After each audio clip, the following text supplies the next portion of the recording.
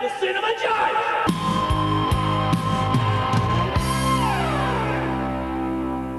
Hello, and welcome to the Cinema Judge. To all my loyal listeners out there, you guys are amazing. Thank you so much for showing up. But if you're new to the show, welcome aboard. Approaching the bench today, we have the sequel to MEG, MEG 2, The Trench, starring Jason Statham. This guy, you know what you're getting when you get a Jason Statham film. Action, adventure, and just awesomeness. So here's the whole premise of MEG 2, The Trench. A research team encounter multiple threats while exploring the depths of the ocean, including a mining operation. So here's the trailer for MEG 2, The Trench.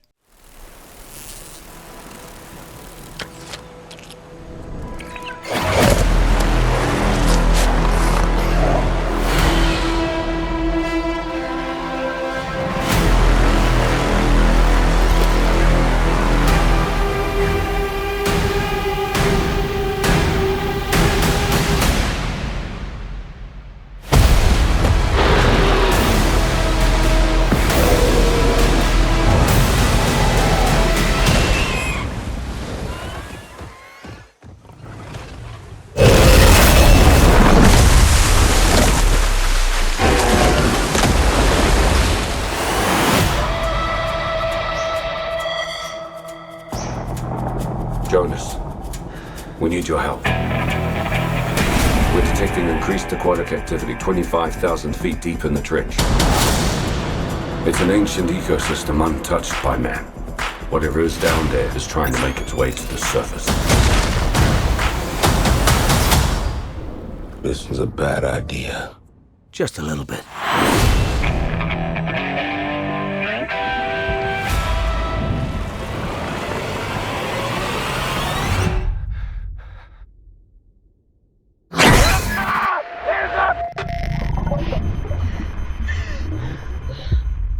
Jonas, we've got company.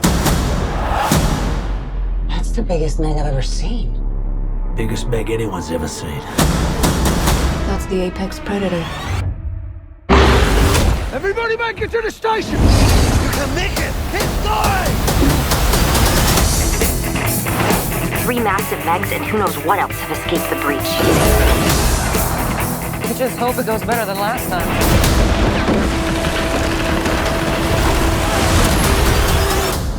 What happened last time? You don't want to know. Go!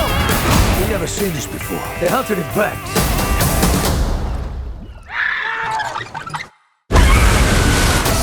You can relax. This place, MEG-proof. I mean, Jonas was always afraid of this, but I was also thinking...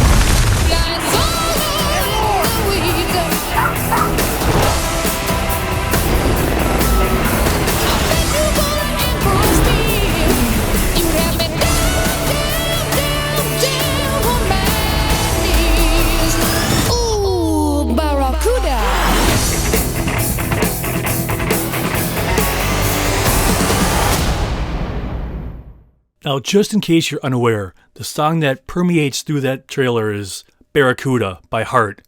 And to be honest with you, when I first heard this trailer or saw it, I heard that track, I'm like, yeah, this is the tone we're looking for.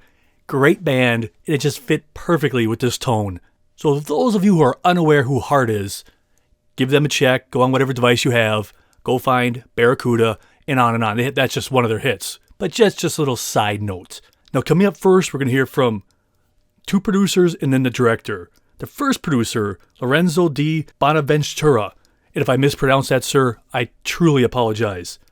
And then we'll hear from another producer, Bella Avery. And then the director, Ben Wheatley. But I just love these interviews.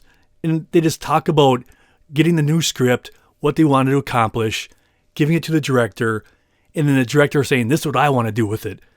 And then they said, yes, this is the energy we're looking for. These are the kind of interviews I just eat up because it gets you that little behind the scenes information about the coding process of getting a director, getting a script, and how that affected the director. Those little things, you know the movie is just going to be full of passion and just adventure. And just so you know, if you saw the first one, there was a MEG or so. This one, there's a lot more going on, and you're going to hear about that later.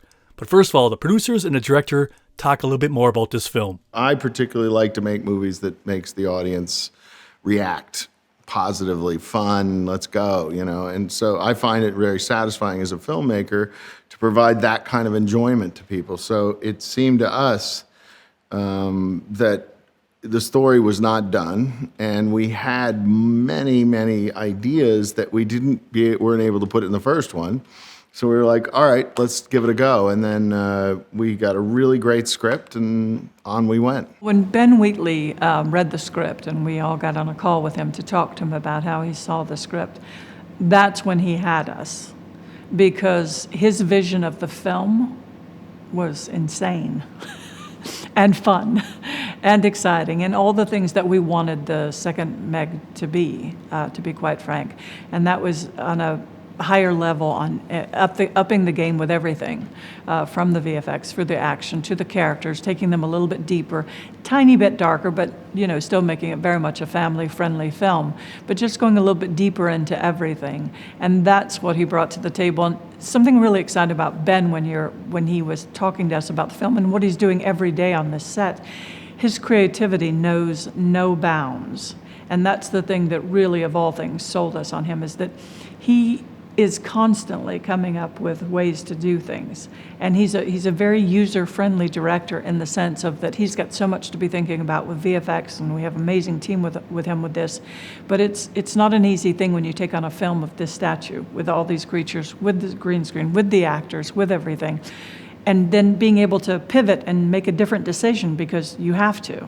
And he's very good at that, very good at that. And like I said, his creation knows no bounds. Yeah, I was a big fan of the original Meg, and basically I got sent the Meg 2 script by my agent, and I was like, oh wow, the Meg 2. How could I? Basically, it was that. It was like, how could I not do this? Whatever this is, I'm going to do it. So, and then I read it, and I really enjoyed it. And I think the main thing that got me was the kind of is the Jonas characters, and all the characters need to fight on and keep moving forward at all times. It was the key line for me was like we see we work the problems one by one. And when I read that, I was like, wow, yeah, this is basically all of filmmaking. So it really appealed to me. And as I mentioned earlier, this movie has a lot more than just one Meg, and not just that, other things. So up next, we're going to hear from the producer, Bella Avery, talking about what to expect, how excited she is about this new project, and a lot more stuff going on. And then we're going to hear from returning cast member Cliff Curtis, who plays James. And he also digs into that. This time there's more to it, a little bit more family issues going on. Also, he's not just a lone wolf, but there's more at stake. And then we're going to hear from the other producer, Lorenzo, also talk about how they're raising the bar, setting a new level, things they wanted to explore in this one that they couldn't in the first one. And like I said, they definitely raised the bar. I think it's going to be bigger, badder, and better. Think about it. We've got Jason Statham starring in the movie, who's one of the biggest action stars. We've got Wu Jing, who's starring in the movie. He's one of the biggest action stars in the world. And we have MEG, who's now a teenager. And we have a trench full of not only several Megs, but also other creatures. So it's pretty exciting. We really worked hard to make it a global cast. And I think in this one, we've upped the ante on everything, not only the cast, making it even more global, but also more VFX, more action sequences, and deeper storylines. And the film's a little bit darker, even though it still has the fun tones to it. It's a little darker than the first film, but still totally family-friendly at the same time. It's a throwback to the 80s, 90s, popcorn movies in a positive sense. It was really a fun movie and a lot of fun so I just kind of knew instantly what it was, and I felt very confident that it was something that was going to succeed and something audiences would enjoy. And when it came out, it was everything I thought it would be. So why not do it again? It's like, makes sense. It's kind of that kind of movie. That if you get that that combination of elements, you know, this fantastical threat of a megalodon, which are real now, we know. And I'm glad we've got the science to back that, you know, in the movie, that debate is over. Megalodons are real, they're living with us, amongst us, and then combine that with the action hero sequences. Like, Statham's a great action hero, you know, one of the greats now. Yeah, no, it's just, and the cuteness of this Mei Ying character, and then also the family aspect of it, with her mom and her granddad, and now in this new sequence where we're taking the whole idea of family. It's always just a fun theme to explore. I think in any big action franchise, you have to top it, or else the audience is disappointed. So the action is bigger in this movie, for sure. You know, we also want to go places the first movie didn't. We spend a lot more time underwater in this movie, for instance. So you really get to experience what's it like to be down there and what's going on down there. And so it is providing both a familiar experience and a very new experience. Now, we have a clip for you coming up next. Now, in this clip, the crew are under the ocean in a little floating device. And they're surrounded by water, obviously. But then a couple MEGs stroll on by, and they just kind of mention how big they are, and like, oh my goodness. But it's just that kind of scene where they just set it up. This is what's going to be happening, people. We're going to be surrounded by beasts. But then after that, we're going to play a couple interviews for you. And first, we're going to hear from Cliff Curtis, and he's going to be talking about Wu Jing. He's a very famous worldwide, not as popular here in the United States, but around the world he is. And then after that, we're going to hear from Paige Kennedy, who plays DJ, also talking about how incredibly talented Wu Jing is. And then we're going to hear from Ben Wheatley, the director, and then Lorenzo, the producer, talking about basically the whole chemistry of this cast. It's a cast from all over the world, but they're all just gelling and working together.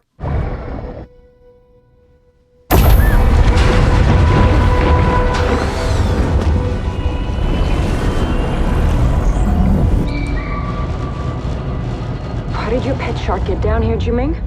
She must have escaped. Proximity alert. MEGs. No way.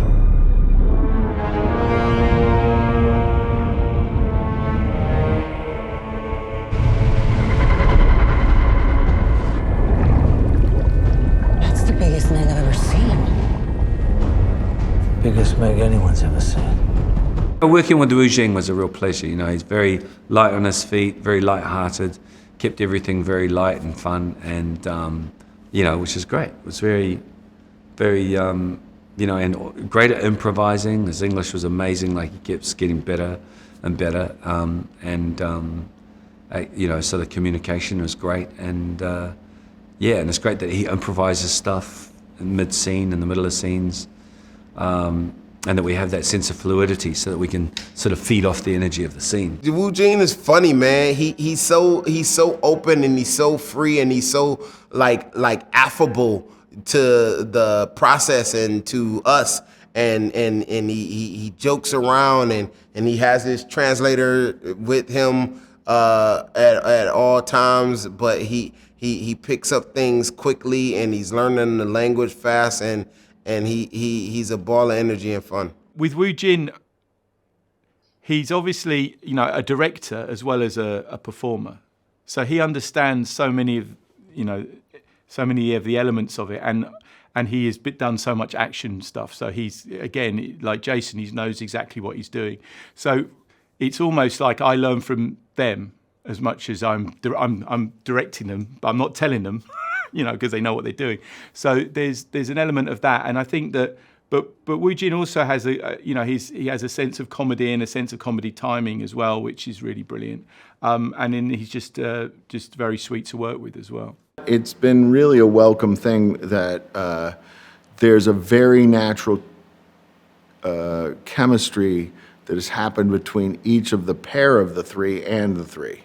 So you can see a real between Jason and Wu Jing. You can see a real paternal side of both guys coming out with Sophia. So I think it's going to be the strength of the movie, honestly, outside of the spectacle. Is there's going to be this real sense of bond, and you're going to relate to them and root for them as a result. Now, here's my next situation I was contemplating in my little head here. We have interviews with Wu Jing coming up, but he's not speaking English. He's speaking his native language. So this is what I'm going to do. I'm first going to narrate what he says. I'm going to just read what he says, and then after that, I'm going to play his audio, because he deserves his voice. Because there he is talking about his movie. He worked hard on it. I don't do him justice by just reading his words. That wouldn't be right. So he needs his words. He needs his voice spoken. So that's what's going to happen coming up here next, in case you're like, what the heck are you doing, buddy? That's what I'm doing. These next interviews will be from him, first read by me, and then I'm going to play it in his own voice. My character, he's very different from who I am. There were misunderstandings between him and his father. Since he got into the university, they have been estranged. He embarked on his own journey, building his own business and developing new technologies. And he had always thought that his father did not love him. He thought of his father as a strict, nitpicky person. This is how Chinese fathers behave. A Chinese father's love is not said in words, but shown in action. No matter how stringent the father is, it's all for his children's sake. So this is classic father and son relationship. But sadly, when my character realizes his father does love him, it is too late for him to fulfill his final piety. His father has passed away, so he merged his company with his father's, and he embarked on a journey to explore the mysterious ocean and uphold the spirits of the Chinese people in exploring the unknown. His father was also a man of culture, and thus gave him the name. Why the name? This is what I memorized for today.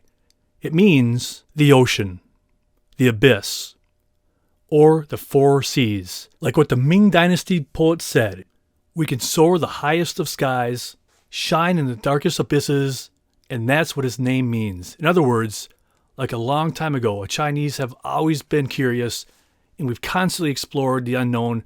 So his father wanted his son to uphold that curiosity and go exploring.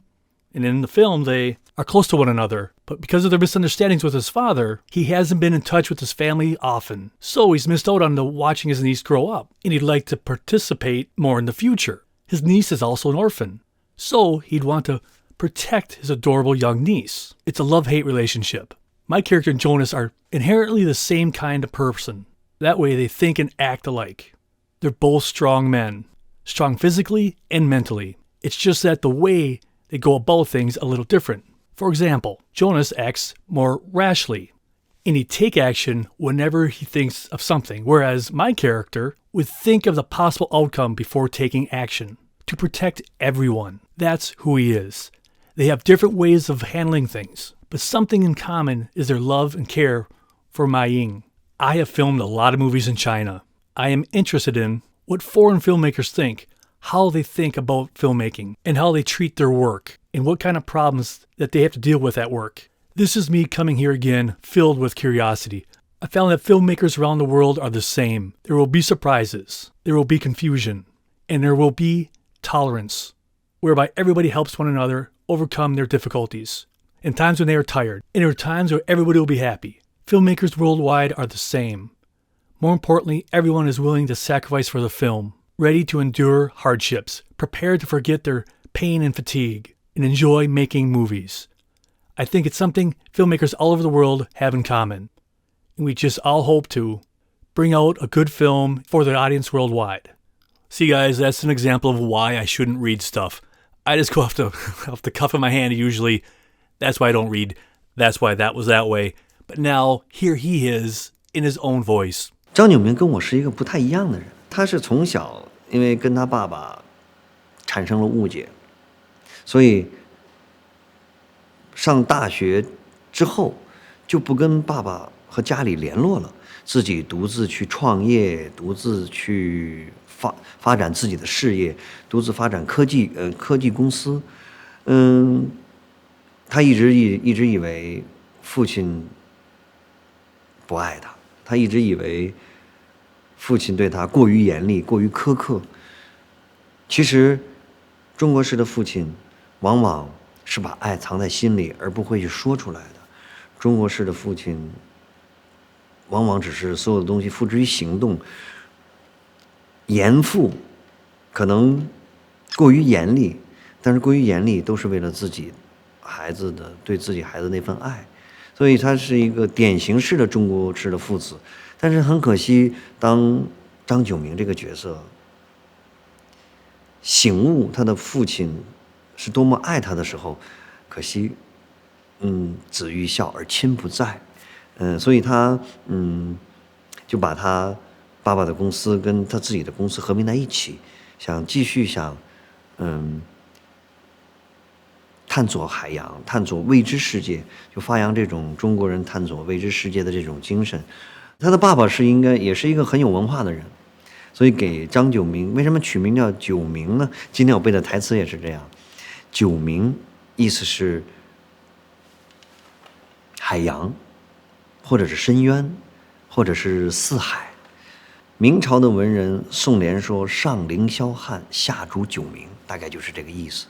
也就是说，其实在很久以前的古代，中国人就是在对未知世界的那种探索就一直在不断着，所以他的父亲也希望能够张九明可以对未知世界、对科技继续不断的去探索着。在戏里面，因为我们设定的人物关系是，其实是亲切的，其实是因为，张九明跟父亲之间的误会，没有跟家庭接触太多，所以。错过了很多关于这个外甥女的成长的过程，所以希望后面的成长，而且这个外甥女的家人父母都不在了，所以更能够希望能够保护好这个可爱的小外甥女儿。相爱相杀，相见恨晚。张九明跟乔纳斯其实两个人骨子里，我觉得都是同一种人。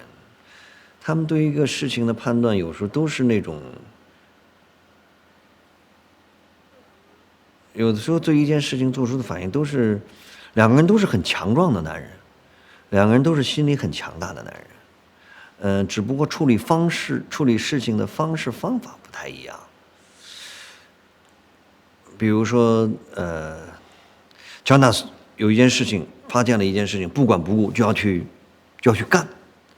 那张九明可能会想把事情想得更圆满，把事情考虑得更周全，把大家都要保护好。对，他是这么一个人。这两个人处理问题的方式还都是不同的，但是对于两个人有相同的是对于梅英的那份宠爱。在国内拍了很多的电影，非常好奇国外的同行们、国外的电影人们是如何对待电影，如何对待自己的工作，和他们在什么样的工作环境下来处理面临的发生的问题。这是我带着这种好奇我来到这里。其实我发现全世界的电影人都一样，都会有意外发生，都会有困惑，都会有宽容，都会有包容，都会彼此相助，都会有自己的难处，也都会有累的时候，也都会有大家开心的时候。全世界的电影人都是一样的，更一样的是大家为了电影愿意去付出，愿意去吃苦，愿意去忘记自己的痛苦，忘记自己的疲劳，而享受制作电影。我觉得这个是全世界的电影人都共通的地方，而且我们都希望能够带来一部非常好的作品，一部好看的作品带给全世界的观众。 See, he said it a lot better than I could possibly ever try to. But I just want to give you full disclosure. When I was trying to read what he was saying, I was just kind of going on the fly, so I might not have been exactly word for word. So if you know the language and you hear me talking and it wasn't right, it was only because I was reading it as it was going on the fly. So just full disclosure. Now you just heard some people talk about one of the stars from MEG 2, The Trench. Coming up next, they talk about the star of this film, Jason Statham. And I'm just going to stay out of the way on this because some of the things that they say are spectacular. So I'm just going to let these interviews just go one after the other. First, we have Paige Kennedy Jr., then Sophia Kay, who plays Mei Ying, Cliff Curtis, Lorenzo and Bella, they're both producers, and then Ben Wheatley. They all have their own little story about Jason Statham, so here they are. I mean, Jason Statham is just a badass. He's just a quintessential badass. Like, I think, you know, when he walks to get his mail in the morning, he brews and he goes to get it. And if you're watching out of your window, you better make sure you don't try and steal his packages or you're gonna come and shove you in this package. Like, I he's just like, I think he's just badass. And you know, he's such a sweet, kind man. And so Jason's awesome. He's exactly the same as I remembered him. Like, he talks the same, he walks the same, like that. And then he's always like really cool. And he's always really taking care of me on set.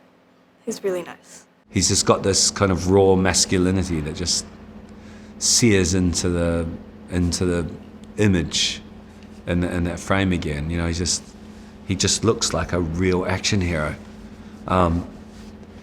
And he's a serious action hero. Like, he takes it so seriously and he's so invested and he cares so much and so deeply. You know, he's so passionate about action, you know. I think the chemistry that we found in the first movie of Statham being the leading guy charging forward with a sense of humanity really obviously worked. We're trying to expand upon the sensitivity of the character with his surrogate daughter. And that has brought out a side of him that's not in the first movie. He's not as angry, number one. But we've also positioned him as the first movie, in a way, is life-changing for him. He has gone down the path now, essentially, of an eco-warrior. And so when we first meet him in this movie, he is carrying out an eco-warrior task. And so the guy who was angry and sort of, I don't want to get involved, is now exceedingly involved, both emotionally and from a proactive character base. And so I think the audience will like that progression. And we also have some fun with it. But he's, you know, I think every big star has a kind of gravitas that is different to each one of them. And Jason's is very grounded and has a great sense of what I refer to as gravity. You just really feel like it feels real. And one of the tasks of this movie is we have all this crazy, extraordinary stuff. We need somebody to ground it. And he is very important in that respect, or else it becomes just a fantasy. It becomes too light. And so we're really lucky to have him at the center of this. It was really exciting because Jason really responded to the Jonas character, and because Jason was a diver before and on the British Olympic team, it just was a natural. And Jonas also spells Jason. I mean, there was too many coincidences, if you will. And who better to battle a giant shark? Come on, Jason Statham. Working with Jason, he is obviously an absolute expert and master at all this action stuff, you know, so he knows exactly what he's doing in that respect. And then as a performer, he brings that solidness to the role, you know. When he's on set, he's kind of, you know, just straight there, straight on it, getting it done. I can't even imagine sitting down talking to Jason Statham. I mean, he's just, like you said, he's just one bad cookie. He just is. Is that the right sentence? Doesn't matter. Doesn't matter at all. All I'm saying is, he's just awesome. He would be so cool to have a conversation with. Now, up next, it's one of these things I have trouble with. I'm going to play a clip for you, but it pretty much has zero dialogue except for the first 2 seconds of the scene. Because in this scene, some of the people are on the beach, and they say something, and they see Jason Statham's character out in the ocean on a jet ski. And then the rest of it is he's just booking along avoiding the MEG, jumping in the water, landing in the water, things of that nature. So here's the deal. If you guys want to watch the TV version of this and watch the interviews and scenes like this, you can watch it on demand whenever you want. You go to bit.ly/cinemajudge. That's bit.ly/cinemajudge. You go on there, you can watch this, and I'm not on there at all. You don't hear or see me whatsoever. It's strictly show. So I just want to, let you know that's what happens here next. I got this.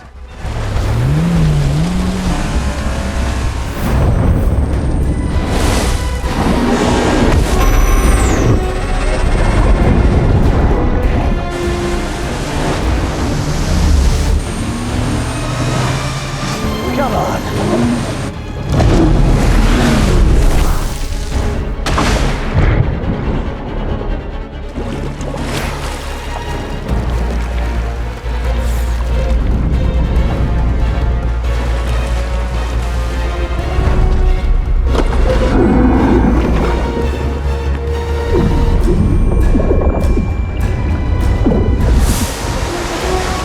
See what I'm saying? So hopefully that wasn't a complete waste of your time. Up next, we're going to hear from Sophia and Wu Jing. They talk about their underwater experience and training. Because it's the ocean. They have shots underwater. So of course these guys need training scuba diving. So first, you're going to hear from Sophia. And then I'm going to do like I did before. I'm going to play the interview from Wu Jing. And I'm going to narrate what he says. And then immediately after that, I'll just play what he says to give him his proper due. Sound good? All right, let's do it. When I came, I did a lot of tutoring. And then for training, I did dive training. So they put me in a tank. It was 6 meters deep. And then there was this guy that he was helping me. He was carrying my air oxygen tank thing, and then we would go and just sit on the stairs underwater, and then he'd teach me how to take off my mask underwater, and then we'd go step by step, and then he'd ask me to take out my mouth breather thing. I forgot what it's called. He asked me to take that out, and then soon I got to the point where I could take both off and I'd just be underwater by myself with nothing. It was really cool. The crew emphasizes many safety measures. Even though I have dived before and people have seen me dive alone, so-called free diving, I still have to coordinate with the coach. First, he'll access my capabilities, and we have to keep on trying to get the underwater scenes done until he gives me the green light to start filming. I like this, and it's a great thing. I like it. Well, that's my attempt to try to read what he says. This is what he actually says. 这边的工作人员对安全措施非常非常的负责。即使我有潜水证，即使是大家看过我潜水，或者说 free diving， 叫做自由潜水，总需要我要跟教练一起来配合。先要看我的程度到哪里，然后在水下的情景里面要反复的测试，才能够安心的让我们去表演。我觉得这件事情是特别好的一件事情，我很喜欢这样。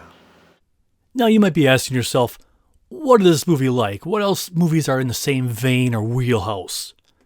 Well, we have an answer for you. Up next, we have Sergio Paris Menchetta, who plays Montez, and the producer Lorenzo, them telling you what this movie's about, or what's it like, or why you should see it on the big screen.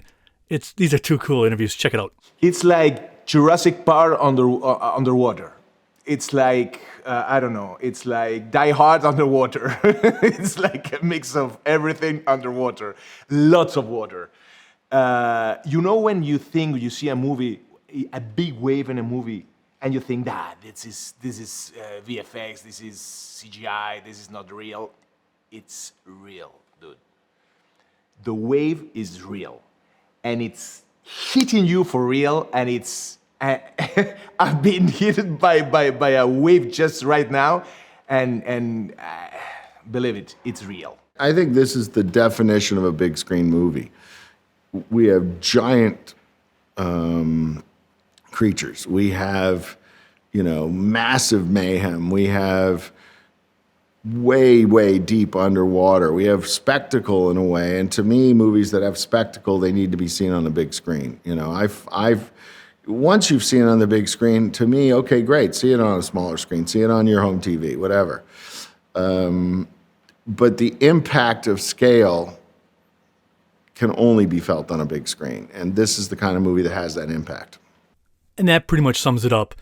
For me, these kind of movies I just love. Those movies you can just turn off your brain, sit down, big bucket of popcorn, and just sit back and turn off your brain and escape. I love monster movies, whether it be this, King Kong, Godzilla, that one recently on, I think it was Netflix called Troll. I just love these things. I just eat them up. It's just that out of body, just out of this world kind of story where no way could any of this happen. But I don't care. That's the point of just escapism at its greatest. And that's what these kind of movies do. They're not trying to change the world, change your mind about anything. I mean, there might be little statements here and there. I'm not saying that at all, because every movie generally has something to say. But overall, it's a movie you could just say, go Statham, go beat up sea animals and save the world, whatever you got to do, because nobody does it better than he does. And these kind of movies, just I could watch them every time they make one. I don't care how many they make. Just keep the quality the way it is. Keep adding creatures, whatever you got to do. I personally just love it. Now, if you guys have any questions, comments, concerns, any way to improve the show, please let me know. cinemajudge@hotmail.com. cinemajudge@hotmail.com. Or go on almost any other social platform you want to, from Threads, Instagram, TikTok, whatever. I'm on the metaverse out there. Just if you just look up Cinema Judge, I'm usually roaming around there late at night. So if you see me, we could talk movies. I love it when people do that, because it's just you and me or a group of people or in a room, whether it be laser tag or whatever it is. We can just chat and have fun. So feel free to stop by in the metaverse or anywhere like that, because I can't grow if I don't know. See, here at the Cinema Judge, we don't sit here and yell about Hollywood, complain, criticize actors. That's not our jam. Our whole thing is this. Any movie is somebody's favorite movie. I want to provide a place, a bubble, a little sanctuary where you could come and listen to about a movie and not have me screaming and yelling and telling you this, that, or the other. We all have different life experiences. Who am I to tell you what not to like? That's absurd, because we all walk different paths. So that's what I've always liked about movies. Anybody can like anything. If everybody liked the same thing, what would be the point? It'd be the same movies all the time. So that's what I hope I'm providing for you. And if I'm not, let me know how I can improve. Because like I say, I can't grow if I don't know. Because we all want the same thing, an enjoyable movie experience. Because we all want to spend our hard-earned money wisely. It's that simple. And like I said just a little bit ago, if you want to watch this or any other TV show or podcast I've done lately, just go to bit.ly/cinemajudge, and several of the shows will be there. And you won't have to worry about hearing or seeing me at all. If you're like, God, get to the point, dude. You don't see or hear me at all. It's all interviews and everything like that. Oh, and one other thing. In this particular episode, there's a lot of not a lot of B-roll, but I have several minutes of B-roll on the set footage and stuff like that. I don't put it in here because clearly it makes no sense because you don't know what's going on. It just doesn't play out very well. But if you like on the set footage, I do have that for this episode. So if you're interested, feel free to check it out. But now this is my favorite part of the show. This is where I thank you, the listeners, for listening to the last episode. But don't think for 1 second that if you listen to some of the past episodes, like I don't care, because I do. It's just impossible to find out where, when, and how, and all that jazz. It's far simpler when I just look at last episode and it lists, where people are from, city, state. It doesn't give names or anything like that. It just gives rough areas of listening from. It could be any tower 50 miles from you, but that's the one it read off of. But I really want to thank so many of you from last week who listened to past episodes. There was a day that I was like, whoa, there's some people listen to a lot of the episodes. Don't think that doesn't go unnoticed, because I'm so grateful. I'm like, yes, because every little listen moves me up the rankings and then gets me closer up there so people don't have to search as much, and it spreads the word easier. So more listens, the more possibility to be seen, and then more people, get to listen. I know it's selfish, but what can I do? And I love hearing how people listen to the show or where or how.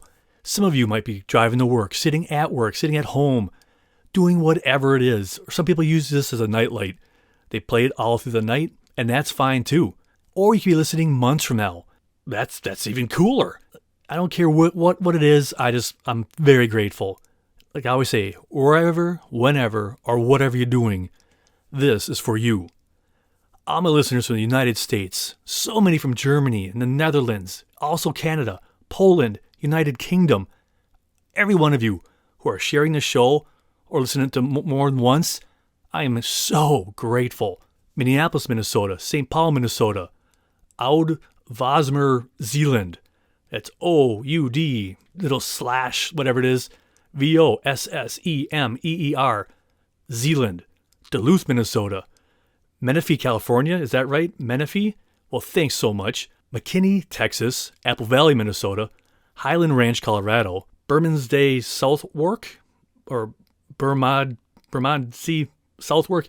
I apologize about that, Southwark, but I appreciate you listening. And like always, Frankfurt AM Main Hess, you're awesome. BIDGOSZZKUJAWSKO, Pomorski. Sorry about that. I could never get that one right. Branson, Missouri. Invergrove Heights, Minnesota. Acne, Iowa. Valencia, California. Philadelphia, Pennsylvania. Hedensville, North Carolina. Is that it? Des Moines, Iowa. Blacksburg, Virginia. Mountain View, California. Brampton, Ontario. Phoenix, Arizona. Fort Worth, Texas. San Diego, California. Just to name a few. Thanks to each and every one of you. And if I butchered your city, I truly apologize. But please come back and maybe I'll get it right next time. But now it's time for the bourbon shout-out. This week it goes out to Elizabeth from Minnesota Oncology. This week it was you that took care of my wife, and I appreciate it. Gave her stuff properly, seamlessly, perfect like always. And everybody at that place, top notch. Too many of them to name right here, but Sylvia Stiles. Her name isn't Stiles, but she reminds me of Julia Stiles, so I just call her Stiles. And just on and on. But this week it was Elizabeth, total professional, and I hope you and your husband had a great time at your dinner date. And maybe soon you'll be able to go to the zoo and walk that fancy new path. But at least you guys hopefully had a good dinner together. So to Elizabeth, cheers. But now it's the music section. Like most of you know if you're a regular here, when I'm making a TV version of this, I'm cranking tunes. Because that's my happy place. Movies and music. Put those two bad boys together, and I'm in heaven. I don't have to worry about anything. I don't have to worry about recording, my voice, background noise, none of it. Just me, the movie I'm editing, or not the movie, but the TV version that becomes this podcast, and whatever mood I'm in at that point. So I usually put on my Amazon Prime thing, unlimited deal, pick an artist and let it rip. This week, I go, well, I'm in a bit of a mood. So I go, well, I'm going to put on Nick Cave and the Bad Seeds, The Boatman's Call. That was just one of his albums. This guy has a variety of music that you wouldn't believe. But I put on that album because I haven't listened to it in a long, long time. But I'm like, you know what? Nick Cave deserves another shot just to listen to him because why not? He's great. Then, in the same type of vein, I put on Leonard Cohen, and it's the essential Leonard Cohen.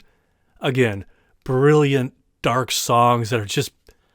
I could go on and just name songs off of that album, but if you're really curious, just look up the essential Leonard Cohen.